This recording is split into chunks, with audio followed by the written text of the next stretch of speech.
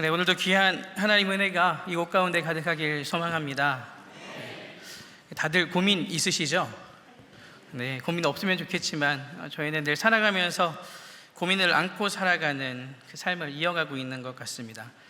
저도 여러 가지 고민이 있는데 가장 큰 고민은 무엇이냐면 나는 어떻게 살아갈 것인가, 그리고 내가 그리스도인으로서 어떻게 살아갈 것인가에 대한 고민이 지금까지 쭉 이어져 왔기도 했지만 요즘에 그 고민이 좀 더 큰 것 같습니다. 그리고 또 하나의 고민은 우리 아이들에게 어떤 사람으로 살아가야 하는지 알려줄 것인가도 큰 고민입니다. 늘 해오던 고민인데 이 질문이 요즘 저에게 참 많은 질문들과 그리고 물음으로 던져지고 있습니다. 저에게는 9살 차이 나는 아들 둘이 있습니다. 첫째는 긴 사춘기를 마치고 이제 올해부터 사람으로 돌아온, 작년까지 사람이 아니라고 생각하고 살았거든요. 고등학교 1학년 아들이고, 둘째는 아무것도 하지 않아도 그냥 귀여운 초등학교 1학년 아이입니다. 최근 이 두 녀석들이 대화한 것 중에 굉장히 재미있는 대화가 있었는데, 초등학교 1학년 둘째가 엄마에게 이렇게 얘기하는 거예요. 엄마, 형아는 부활을 못해. 왜 못해? 형아는 하나님 말 잘 안 듣고 잘 믿지도 않잖아.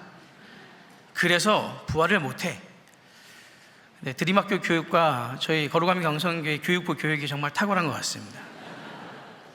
이제 그 얘기를 하면서 형에게 질문하는 거예요. 형, 부활할 생각 없어? 그 얘기를 듣고 있던 첫째가, 야, 지금도 힘들어 죽겠는데 꼭 부활을 해야 되냐? 초등학교 1학년과 고등학교 1학년의 대화였습니다. 자, 이렇게 다른 아이들에게 어떻게 이 세상을 잘 살아가야 하는가, 그리고 어떻게 그리스도인으로서 살아가야 하는가를 알려주는 것이 저에게 있어서는 가장 큰 사명 그리고 일 중에 하나입니다.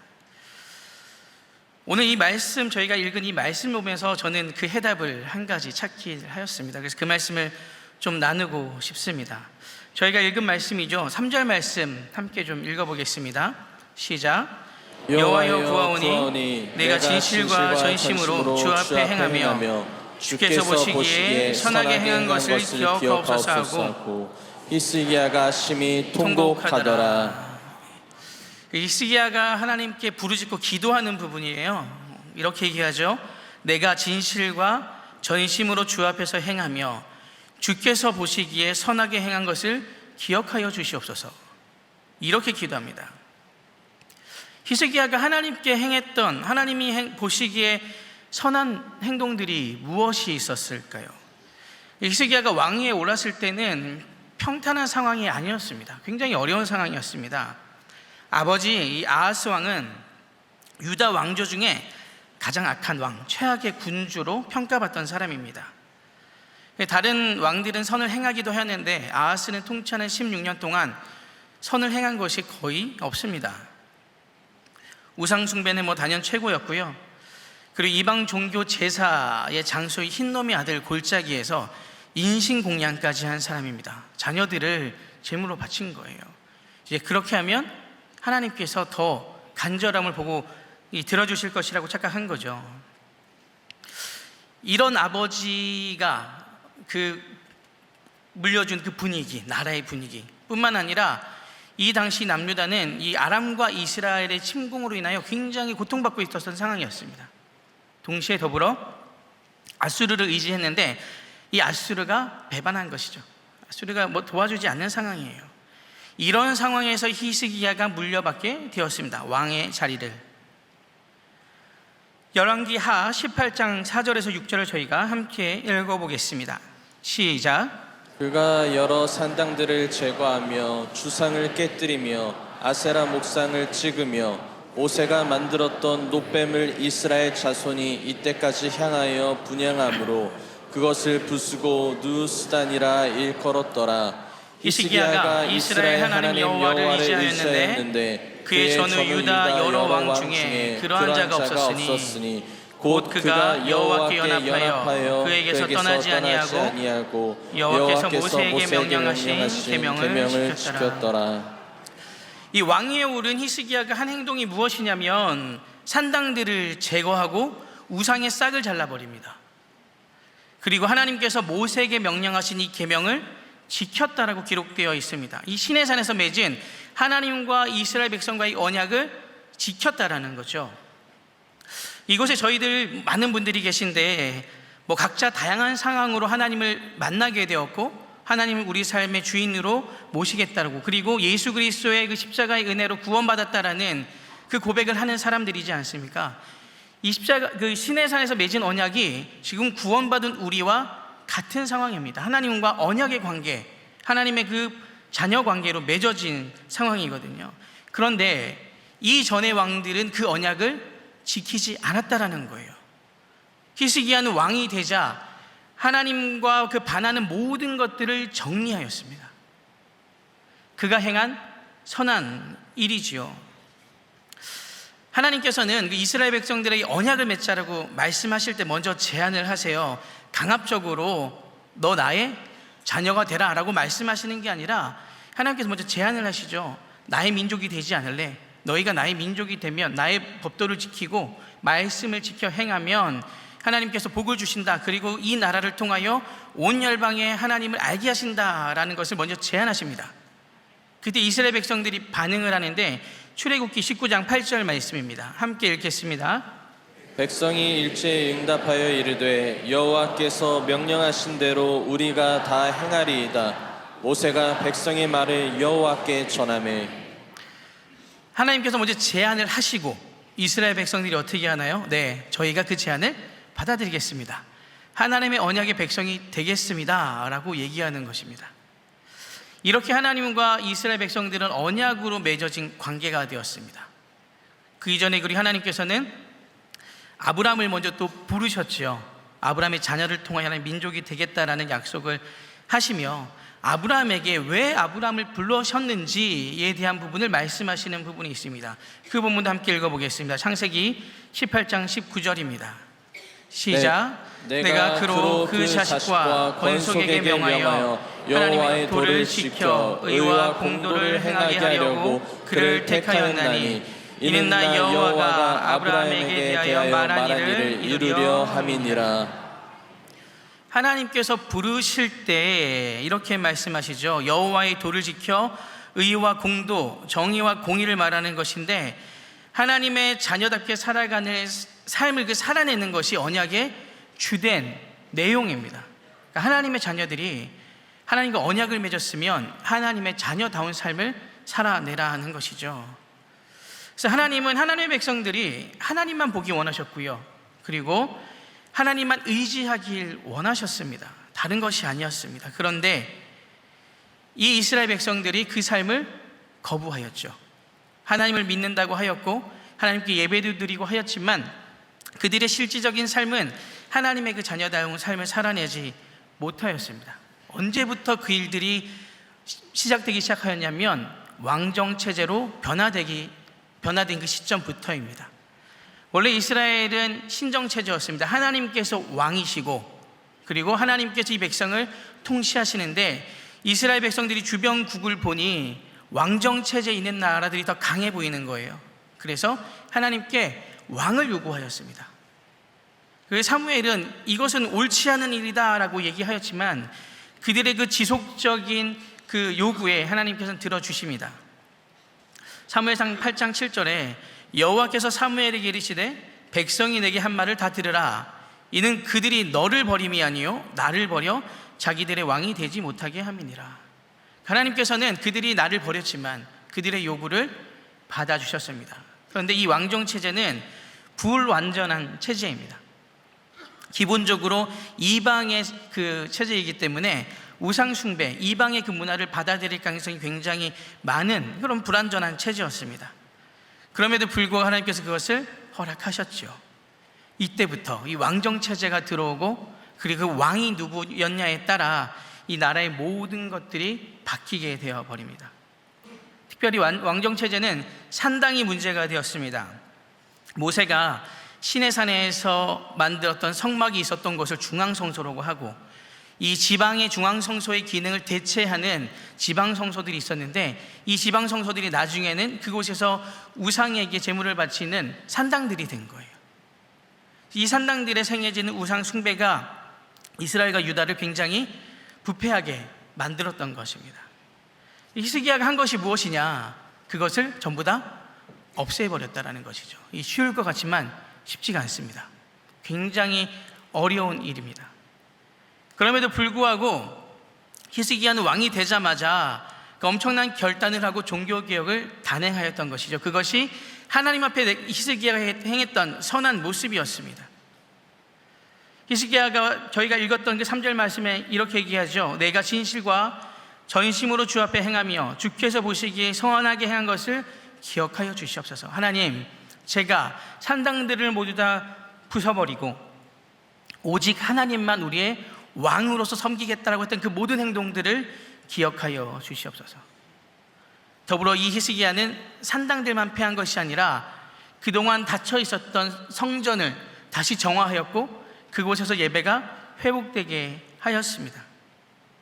이 끊어졌던 예배, 모세처럼 다윗처럼 하나님의 사람으로 서겠다라는 그 의지였습니다. 무엇보다 하나님의 백성으로서 살아가겠노라라는 것을 다시 되돌려 놓은 것이 히스기야가 한 행동입니다.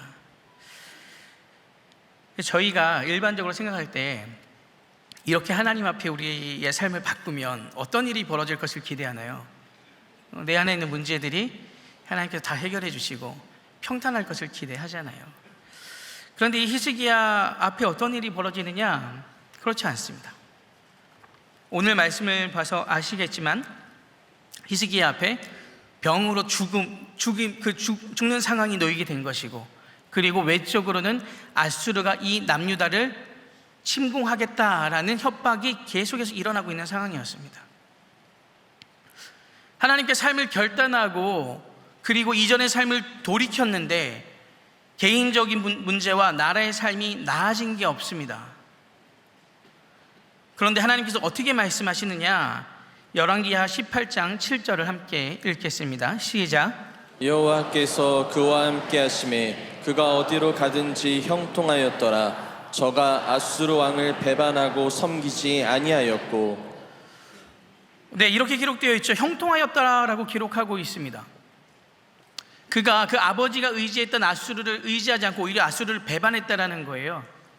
그리고 여호와만 섬겼는데, 그러자 하나님께서 그의 삶을 형통하게 하였다. 이 형통이라는 단어가 창세기에도 여러 번 나오죠. 요셉에게 많이 적용되는 말씀인데요. 언제 사용됐냐면 그가 노예로 팔려갔을 때, 보디발의 집에 있었을 때 하나님께서 보시기에 형통하였더라. 감옥에 갇혀 있을 때 형통하였더라. 저희가 생각하는 형통과 다른 상황이죠. 그런데 누가 보기에 형통했다고요? 하나님께서 보시기에 형통했다라는 거예요. 우리 주변에서 우리가 바라는 평안함과 부요함이, 풍요로움이 형통의 기준이 아니라는 것을 성경은 명확하게 얘기하고 있습니다. 하나님 안에 있을 때 하나님께서 그렇게 형통하게 하셨다라는 거죠. 눈앞에 놓여있는 상황은 죽음이고, 그리고 이 민족이 멸망하는 그 상황에서도 하나님께서 하시는 말씀은 형통하였더라. 왜 그럴까요? 하나님께서 책임지실 것이기 때문입니다. 하나님께서 그와 함께 하심에 그가 형통하였다. 하나님 관점에서 형통입니다. 이 아수르란 제국은 고대 근동에서 최초로 세워진 제국입니다. 그 전까지 이렇게 강대했던 나라가 없어요. 고대 근동 5개의 제국이 있는데 아수르, 바벨론, 페르시아, 헬라, 로마가 그 고대 근동을 다스렸던 5개 제국인데 가장 악랄했던 나라입니다. 너무너무 거칠었던 나라예요. 그런 그들이 북이스라엘을 먼저 멸망시킵니다. 그리고 남유다를 침공하겠다라는 그 상황인 것이죠. 이 일은, 저희가 오늘 읽은 이 일은 히스기야가 왕으로 즉위한 지 14년째 되는 해에 일어난 일입니다. 이 히스기야 마음이 어떠했을까요? 이렇게 하나님을 잘 섬겼는데 왜 이러한 일들이 일어나야 하는 것인가? 히스기야 이 일을 겪은 이후에 그가 행했던 그 방법들을 저희가 한 번 더 살펴보겠습니다. 열왕기하 20장 2절에서 3절까지 말씀입니다. 시작. 기도하여 이르되 여호와여 구하오니 내가 진실과 전심으로 주 앞에 행하며 주께서 보시기에 선하게 행한 것을 기억하옵소서 하고 히스기야가 심히 통곡하더라. 이렇게 살아온 히스기야가 자신의 그 생명이 다했다함을 듣고 한 첫 번째 행동이 무엇이었나요? 하나님께 나아가 기도하며 울부짖었다라는 것입니다. 그 기도의 내용이 무엇이죠? 하나님, 내가 진실과 전심으로 주 앞에 행하며 주께서 보시기에 선하게 행한 그 일들을 기억하여 주시옵소서. 이 기도를 하고 있는 거예요. 먼저 주님께 나아가 하나님께 나아가서 울부짖고 부르짖으며 하는 기도가, 하나님, 내가 주님께 행한 그 진실된 그 모습들을 기억하여 주시옵소서. 이 기도가 왜 위대한 기도일까요? 하나님께서는 그 히스기야의 그 태도를 보신 것이죠. 히스기야가 이렇게 그 소식을 듣자마자 가장 먼저 행했던 것은 그 어느 누구를 찾아갔던 것이 아닙니다. 이 소식을 전하러 온 이사야를 붙잡지 않았어요. 이사야에게 어떻게 해야 됩니까? 라고 묻지 않았습니다. 그가 한 첫 번째 행동은 하나님께 나아가 부르짖었다라는 거예요. 어떤 의미인가요? 이 상황에서도 하나님, 나는 하나님만 의지하겠습니다. 그의 신앙이 변치 않고 그 해결을 하나님과 보려고 한 것입니다. 그런 그의 삶이 제가 서두에서 말한 하나님의 사람으로, 그리스도인으로 어떻게 살아가야 하는가에 대한 첫 번째 그 대답이 될 수가 있습니다. 기도는 나의 바람을 하나님께 쏟아붓는 것이 아닙니다. 먼저는 하나님을 향한 신뢰와 하나님께 나아가 통곡함으로 하나님만 의지하겠다라는 나의 태도입니다. 하나님께만 부르짖는 그 모습, 주변을 찾지 않고 먼저 주님께 나아가 토로하는 그 태도, 그 자세, 우리가 그리스도인이라며 내 앞에 놓여있는 그 상황에서 그 하나님께 이러한 자세를 취해야 한다는 것입니다. 그리고 한 가지 더 중요한 부분이 있습니다. 계속 반복적으로 말씀드리는 부분인데, 여호와여 구하오니 내가 진실과 전심으로 주 앞에 행하며 주께서 보시기에 선하게 행한 것을 기억하옵소서. 히스기야가 어떻게 고백한다고요? 하나님, 내가 어떻게 살았는지를 기억해 주시옵소서. 하나님, 내가 왕이기 전에 하나님의 자녀로서 하나님께서 좋아하시는 일들을 행한 것을 기억하여 주시옵소서. 하나님 외 다른 신을 섬기지 않았습니다. 오직 하나님께만 나아가 예배드렸던 나의 삶을 기억하여 주시옵소서. 이 히스기야의 태도가 왜 중요하냐면, 평상시 하나님이 인생의 중요한 분이 아니시고 내 삶에 좀 뒷전에 계신 분이신데, 급한 상황에만 하나님을 찾는 그 모습이 아니라, 하나님, 저는 하나님 앞에서 늘 한결같았습니다. 하나님, 나의 삶을 기억하여 주시옵소서. 그것을 붙들고 하나님께 기도했다라는 것입니다. 그 기도를 하나님께서 들으셨습니다. 저희 4절부터 6절까지 말씀 함께 읽겠습니다. 시작. 이사야가 성읍 가운데까지도 이르기 전에 여호와의 말씀이 그에게 임하여 이르시되, 너는 돌아가서 내 백성의 주권자 히스기야에게 이르기를, 왕의 조상 다윗의 하나님 여호와의 말씀이 내가 내 기도를 들었고 내 눈물을 보았노라. 내가 너를 낫게 하리니 내가 3일 만에 여호와의 성전에 올라가겠고 면을 더할 것이며, 내가 너와 이 성을 아수르 왕의 손에서 구원하고 내가 나를 위하고 또 내 종 다윗을 위함으로 이 성을 보호하리라 하셨더라. 아멘. 히스기야가 병으로 죽을 것임을 말하고 돌아가고 있는 이사야에게 하나님께서 바로 말씀하십니다. 다시 돌아가서 전해라. 히스기야의 기도를 들었고 그 눈물을 내가 보았다. 히스기야를 낫게 할 것이다. 3일 만에 성전에 올라가게 할 것이다. 이 뜻은 성전에는 병든 자가 들어가지 못하죠. 완벽하게 그 병이 나았다라는 거예요. 15년을 더 살게 할 것이며 아수르의 손에서도 구원할 것이다 라고 하나님께서 이사야에게 전하라고 하십니다. 엄청난 일이 벌어졌습니다. 하나님께서는 이스라엘을 살려주실 뿐 아니라 아수르의 손에서도 건져주셨습니다. 북이스라엘을 멸망시키고 유다까지 집어삼키려고 협박하는 그 아수르, 히스기야는 그들과 타협하지 않았고 그들의 회유에 반응하지도 않았습니다. 오직 하나님만 따르겠다라고 선언하였고 그런 삶을 살아냈던 사람이 바로 히스기야입니다. 어쩌면 이 본문은 대체적으로 말씀으로 전해질 때 하나님께 기도하였더니 히스기야의 병이 나았더라라고 종결되는 경우들이 참 많죠. 그런데 저는 이 말씀을 묵상하면서 히스기야의 그 삶의 그 모습, 하나님께서는 한 번의 그 기도를 들으신 것이 아니라 그가 살아온 모든 여정 속에서 그의 자세와 태도, 그리고 하나님이 보시기 합당한 그 삶을 살아냈던 히스기야라는 그 상징적인 인물을 통하여 보여주고 싶었던 것입니다. 북이스라엘이 왜 망했나요? 하나님의 의와 정의와 공의를 실현하지 않기 때문에 망했습니다. 200년 동안 19명의 왕 중에 단 한 명도 선한 왕이 없었습니다.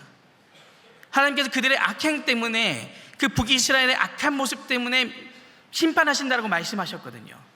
남유다는 어떤가요? 다른가요? 그렇지 않습니다. 350년 되는 그 기간 동안 20명의 왕 중에 하나님께 정말 칭찬받았던 왕은 두 사람밖에 되지 않습니다. 히스기야와 요시야 뿐이에요. 그 마음이 합한 사람들도 있었지만 변질되거나 우상숭배를 다 파괴하지 못했거든요. 남유다는 별반 달랐을까요? 그렇지 않다라는 것이죠. 아하스 왕이 얼마나 악한 왕이었습니까?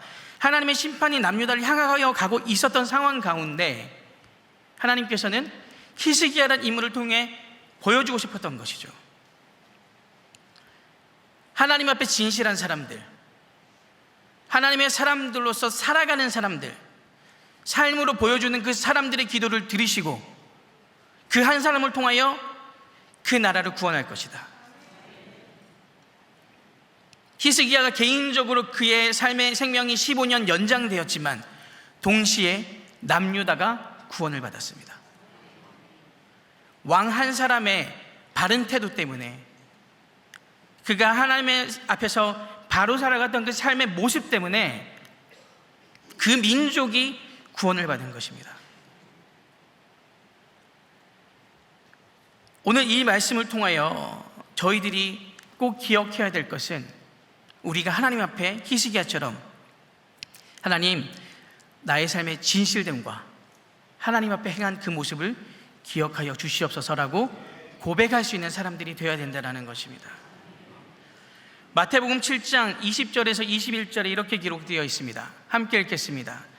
이러므로 그들의 열매로 그들을 알리라. 나더러 주여 주여 하는 자마다 다 천국에 들어갈 것이 아니요 다만 하늘에 계신 내 아버지의 뜻대로 행하는 자라야 들어가리라.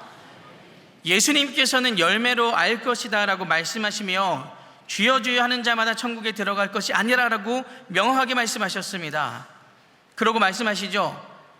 하늘에 계신 내 아버지의 뜻대로 행하는 자라야 들어갈 것이다. 예수님께서도 하나님의 나라에 대하여 전하시며 입으로만 복음을 전하신 것이 아닙니다. 말씀으로 그들에게 양육하시고 알려주시며 그의 발걸음은 어디로 향하고 있었나요? 십자가로 향하여 걸어가고 계셨습니다. 그의 삶으로 하나님의 그 자녀된 삶을 직접 보여주신 삶을 살게 된 것이죠. 그 은혜로 우리가 이 자리에 앉아 있게 된 것입니다. 히스기야는 삶을 놓고 하나님께 기도하였습니다. 내가 얼마나 하나님을 사랑했는지, 그리고 내가 하나님의 언약을 지키기에 얼마나 힘썼는지, 그것을 주님 기억하여 주시옵소서. 한 사람의 영향력, 그 지도자의 영향력입니다. 이 영향력은 가정에서도 이루어집니다. 부모가 어떻게 살아가고 있는가, 도저히 변하지 않을 것 같았던 그 가정의 모습들이 부모가 하나님께 바로 섬으로써, 그런 삶을 보여줌으로써 그 가정이 변하게 됩니다. 하나님의 자녀다운 삶을 살 때 하나님께서는 책임지시고 변화시켜 주십니다. 그것을 저희들이 정말 믿는다면 세상의 방법과 내 방법대로 양육하는 것이 아니라 하나님의 방법대로 양육할 수 있는 그 결단과 용기가 필요합니다. 내가 원하는 형태가 아니더라도 하나님을 신뢰한다면 하나님께서 책임지심으로 오늘 이 본문을 통하여 저희들이 깨달아야 합니다. 히스기야의 기도는 자기의 그 죽음 앞에 슬픔에 놓여 하나님 나를 그냥 구해 주시옵소서가 아닌, 하나님 그동안 내가 살아왔던 것을 기억하여 주시옵소서. 내가 얼마나 하나님을 사랑했는지, 그리고 하나님 앞에 성실하고 신실하게 섰는지를 기억하여 주시옵소서. 하나님께서 그것을 기억하셨고 그 즉시 돌이키셨습니다. 이 고백이 저희의 고백이 되었으면 좋겠습니다. 우리의 신앙생활이 하나님 보시기에 선하고 진실된 모습이 되길 바랍니다. 나를 위한 신앙생활이 아니라 하나님께 초점이 맞춰져 있는 그 신앙.